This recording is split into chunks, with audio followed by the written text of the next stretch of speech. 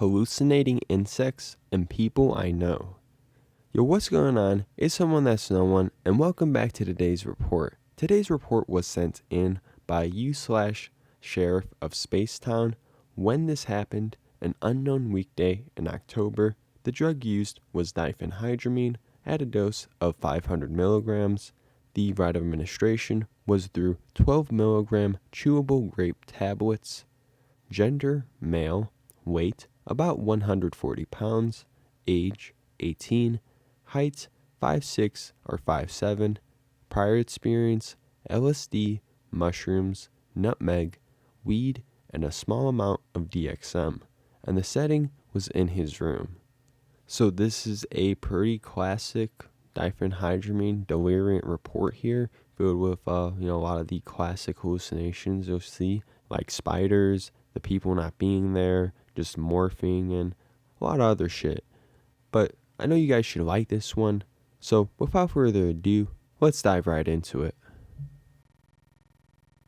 It was a brisk fall Thursday, and I was tired and bored after a long day at school. I have done LSD and shrooms before and enjoyed the experience. In addition, I had also done nutmeg after hearing of its hallucinogenic properties, but felt little to no difference. My friend had told me about DPH tripping, and I was intrigued. The previous week, I downed an old bottle of DPH liquid that we had lying around. I went in and out of sleep the whole day, but no hallucinations. Anyway, I went to the store and obtained 3 20-packs of 12 milligrams because they were out of the 50s. When I got home, I got out a bowl and began to unwrap the pills, which took some time, and put them in the bowl. When I had finished, I had something like 40 tablets and began to take them. My tongue began to become tingly after about 20 of the tablets, and then went numb.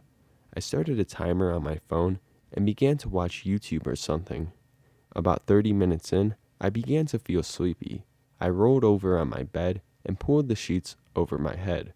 A few minutes later, I began to feel buzzy and strange. I felt a little paranoid as well. I did a quick cursory glance around the room to see if any hallucinations were occurring, and I noticed my chair moving. The top of it was waving, like it was trying to say hello to me. I think I waved back, but I remember a jolt of adrenaline when I saw things really start to move. I glanced down at my hand and noticed a large bump growing on my palm. I blinked a few times, but it was still there. The next thing I noticed was a crack on the wall near the ceiling. As I stared at it, it morphed into a spider, which began to crawl/run up and down my wall. I was a little freaked out by this, but stayed relatively calm. I noticed more little things in my field of vision as the trip began to peak, such as spiders and ants, or bugs on my wall, or flies flying around my room. At this point, I began to hear voices. They sounded like friends and family, and some were even whispering in my ear. I don't really remember much after this, but I do remember not feeling afraid, as if my emotions were dulled or blocked. A little while later, in an almost complete state of delirium, I noticed my principal standing in my room, staring at me menacingly.